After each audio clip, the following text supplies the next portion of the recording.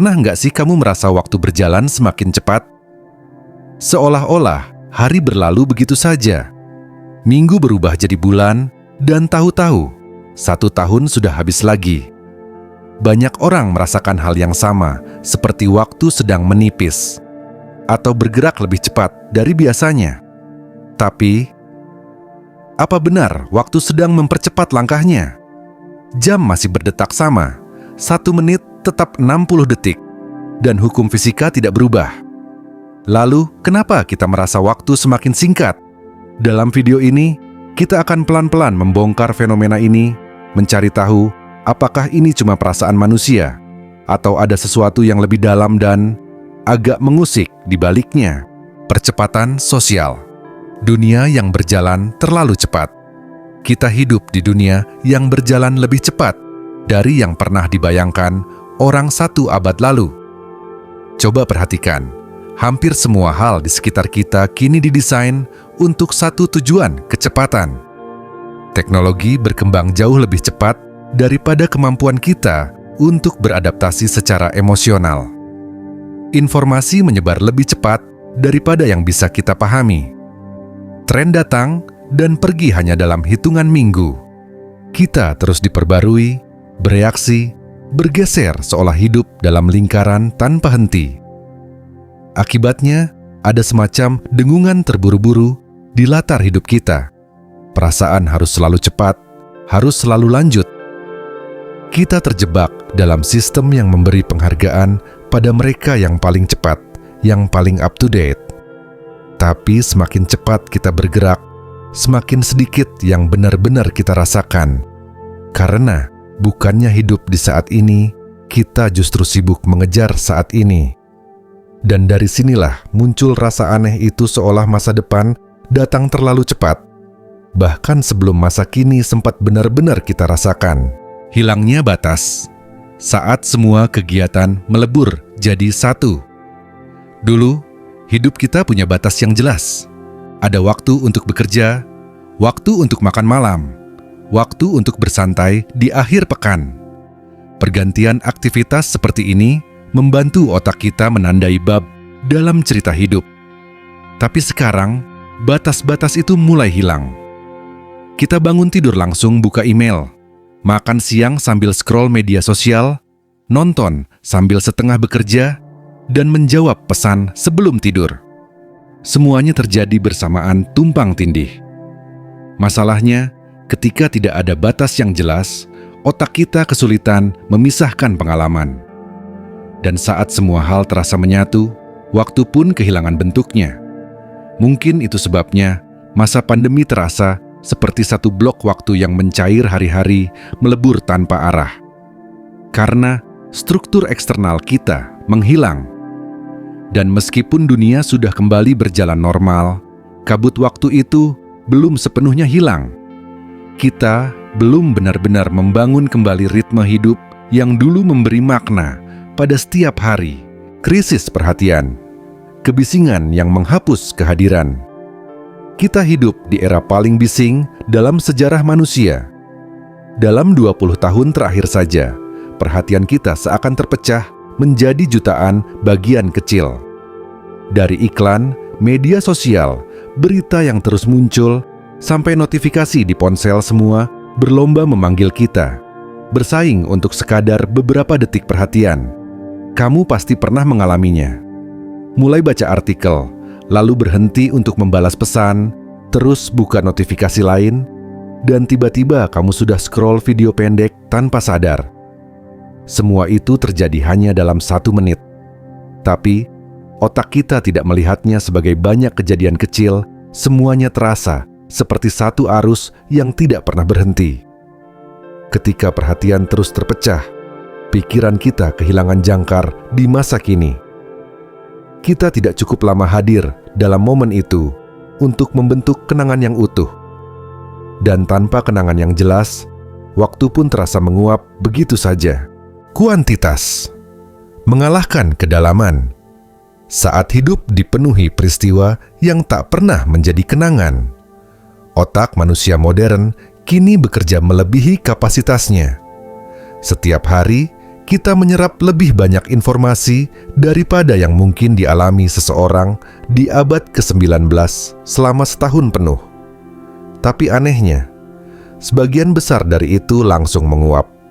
Dulu, manusia mengalami lebih sedikit hal, tapi setiap pengalaman diproses dengan lebih dalam. Satu percakapan bisa teringat selama berminggu-minggu. Satu buku bisa mengubah cara pandang hidup seseorang. Sekarang, bahkan momen yang luar biasa pun sulit bertahan lama di ingatan. Kita bisa menyaksikan sejarah terjadi langsung dari layar ponsel, lalu scroll begitu saja ke video berikutnya. Ketika segalanya tersedia seketika, tak ada lagi yang terasa istimewa. Ledakan informasi membuat perasaan kita datar, dan ketika hidup kehilangan kedalaman, ia juga kehilangan durasi. Peradaban yang berlari melebihi dirinya sendiri. Saat dunia digital meratakan waktu. Sepanjang sejarah, kehidupan manusia selalu mengikuti irama alam. Matahari terbit memberi tanda untuk bangun.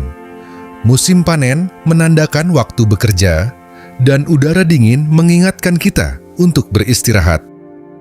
Tapi kini, semua ritme itu hampir hilang. Jam kita digital, jadwal kita global, dan budaya modern berjalan di bawah cahaya buatan yang tak pernah padam. Layar ponsel bersinar sama terang di tengah malam seperti di siang hari. Dalam dunia digital, tidak ada lagi rasa pagi atau senja, hanya kelanjutan tanpa henti. Kita bisa terus menggulir, bekerja, atau mengkonsumsi informasi tanpa batas. Namun tubuh manusia tidak diciptakan untuk itu. Ia masih membutuhkan jeda, transisi, dan waktu untuk berhenti. Ketika semua itu hilang, indera alami kita terhadap waktu ikut runtuh. Hari-hari pun mulai melebur menjadi satu, karena tak ada lagi yang benar-benar berhenti. Hidup dalam antisipasi, kecemasan kolektif, dan akhir dari kepastian. Ada satu lapisan lain yang sering kita abaikan, lapisan psikologis dan kultural. Saat ini, banyak orang merasakan bahwa dunia sedang tidak stabil. Pikiran manusia sebenarnya tidak dirancang untuk memproses kekacauan global secara langsung. Namun setiap hari, kita dibombardir oleh berita tentang perang, krisis, bencana, dan skandal arus ketidakpastian yang tak pernah berhenti. Di balik semua pergerakan itu, ada getaran halus. Rasa gelisah yang terus menarik kita ke masa depan, membuat masa kini sulit untuk benar-benar terasa. Ketika segalanya terasa tidak pasti, pikiran kita cenderung fokus pada bagaimana bertahan, bukan bagaimana memberi makna. Akibatnya, persepsi kita tentang waktu ikut berubah. Jam terasa hilang begitu saja, padahal kita sibuk memikirkan jam-jam yang bahkan belum terjadi. Ini paradoks yang aneh, semakin kita takut membuang waktu, semakin cepat waktu terasa berlalu. Keterbiasaan membuat waktu terasa cepat, efek kompresi ingatan. Saat kita dewasa, ada dua hal yang bertemu, dunia luar yang serba cepat, dan pikiran kita sendiri yang mulai menyederhanakan pengalaman. Otak manusia sebenarnya mengukur waktu melalui perubahan, melalui seberapa banyak kenangan baru yang ia rekam. Ketika kita masih anak-anak, segalanya terasa baru. Naik bus pertama kali, bermain di tempat asing, atau merasakan patah hati pertama. Setiap hal menimbulkan kejutan, dan otak kita mencatat semuanya dengan detail. Karena itu, masa kecil terasa panjang, penuh warna, dan peristiwa yang membekas. Tapi seiring bertambahnya usia, hidup menjadi lebih bisa ditebak. Kita melewati rute yang sama, bertemu orang yang sama, dan menjalani rutinitas yang mirip setiap hari. Otak kita, yang selalu berusaha efisien, mulai mengabaikan hal-hal yang berulang. Ia mengompres pengalaman kita seperti mengecilkan ukuran video agar hemat ruang. Akibatnya, ketika kita menoleh ke belakang, waktu terasa seperti menyusut. Bulan lalu tampak sama dengan bulan sebelumnya, dan hari-hari terasa lewat begitu saja. Dengan kata lain, Ketika hidup kehilangan hal-hal baru, pikiran kita berhenti menandai waktu. Mengapa rasanya berbeda dari dulu? Ada yang bilang, perasaan bahwa waktu berjalan terlalu cepat itu sudah ada sejak dulu. Generasi sebelum kita pun sering mengeluh hal yang sama. Tapi ada sesuatu yang berbeda sekarang. Waktu memang belum berubah.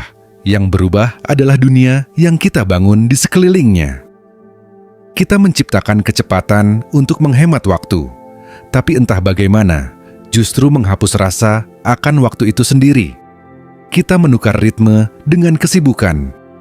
Dan kini, kita hidup dalam kabut yang bergerak lebih cepat daripada makna bisa terbentuk. Mungkin itu sebabnya banyak orang merasa terlepas dari dirinya sendiri, seolah hidup terjadi pada mereka, bukan melalui mereka. Kita menghitung hari lewat pembaruan dan menilai diri lewat reaksi. Lupa bahwa kesadaran, bukan efisiensi, adalah yang membuat waktu terasa nyata. Tapi di tengah kabut ini, ada sesuatu yang menenangkan kesadaran bahwa kamu masih bisa merasakan semua ini. Bahwa kamu cukup manusia untuk merasa bingung oleh dunia yang terus berlari. Mungkin disitulah awalnya cara kita merebut kembali waktu. Dunia mungkin tak akan melambat untuk kita, tapi kita bisa memilih untuk bergerak dengan cara yang berbeda. Satu momen pada satu waktu. Satu napas demi satu napas. Kalau kamu merasa video ini menggugah sesuatu dalam dirimu, silakan like dan share ke teman atau keluarga. Dan kalau kamu ingin lebih banyak video yang membuatmu berpikir, bukan hanya bereaksi, tekan subscribe dan ceritakan di kolom komentar. Kapan kamu pertama kali merasa waktu berjalan semakin cepat? Terima kasih sudah menonton.